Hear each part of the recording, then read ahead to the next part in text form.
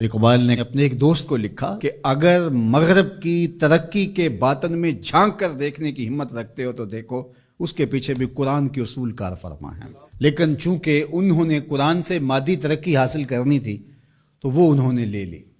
مسلمان نے مادی ترقی حاصل کرنی تھی اور قرآن سے روحانی ترقی حاصل کرنی تھی۔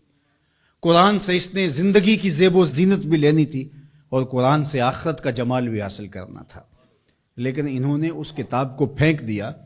اور نتیجہ کیا ہوا نہ زندگی کا جمال نصیب ہوا نہ آخرت کا حسن عطا ہوا۔ قرآن انسان کو کھڑا کرتا ہے، انسان کو عروج دیتا ہے، انسان کو اس کی ذات سے ملواتا ہے، خودی کا تعقل دیتا ہے، اس کی ذات سے اس کو آگاہ کرتا ہے، اس کو مقصد زندگی بتاتا ہے، اس کو زندگی گزارنے کا اسلوب بتاتا ہے، اس کو معاد اور آخرت کی زندگی کے بارے بتاتا ہے کہ یہاں رہنا ہے تو کیسے رہنا ہے، وہاں جانے کا راستہ کیا ہے۔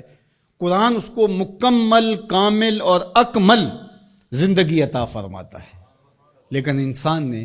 قرآن سے زندگی تلاش ہی نہیں کی اور اس سے زندگی حاصل ہی نہیں کی۔ اللہ اکبر، حامل قرآن و بے ذوق طلب، اقبال کا ذرا لہجہ دیکھیے، حامل قرآن و بے ذوق طلب، العجب ثم العجب ثم العجب۔ اقبال کہتے ہیں افسوس ہے یہ قوم حامل قرآن ہے لیکن بے ذوق طلب، لیکن اس ذخیرے سے حاصل کچھ نہیں کر رہی، حتیٰ کہ اس کو طلب بھی نہیں ہے کہ اس کو اٹھا کے دیکھوں تو صحیح یہ جو خزانہ پڑا اس میں میرے لیے کیا ہے۔ کہا عجیب بات ہے، بھوکا بھی ہو، پیاس سے تڑپ بھی رہا ہو اور اس کے پاس میٹھا چشمہ بھی بہہ رہا ہو، لیکن وہ ادھر رخ نہ کرے اور گندے نالے پر بیٹھ کر چلو بھر بھر کے پی رہا ہو، تو اب یہ بیمار ہوتا ہے اور ڈاکٹر سے کہتا ہے میں بیمار کیسے ہو گیا۔ اقبال کہتا ہے افسوس یہ ہے چشمہ شیری قرآن کی شکل میں موجود ہے لیکن یہ پتہ نہیں زندگی کا جمال کہاں ڈھونڈ رہا ہے، تو یہ اس کا ذوق طلب نہ ہونے کی وجہ سے ہے، اور ذوق طلب جس کا ہوگا وہ ضرور اس سے کچھ حاصل کر لے گا اور اپنی ضرورت کے مطابق حاصل کر لے گا،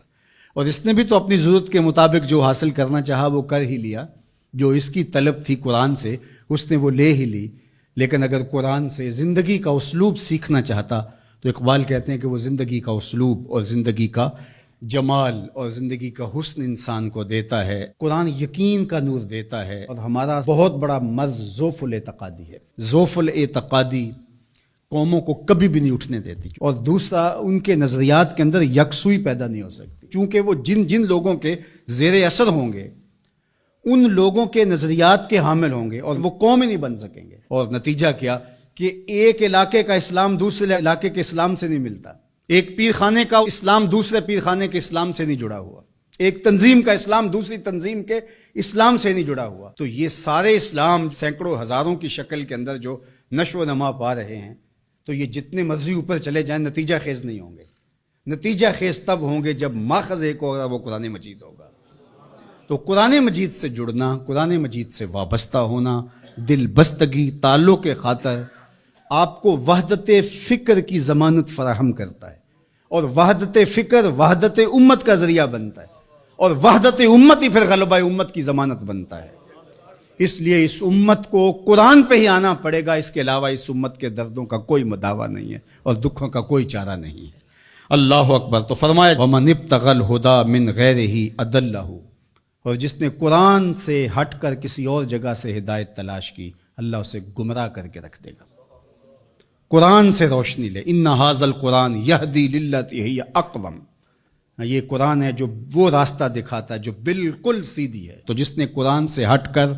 کسی اور جگہ سے راستہ تلاش کیا تو اللہ کے محبوب فرماتے ہیں کہ اللہ اس کو گمراہ کر دے۔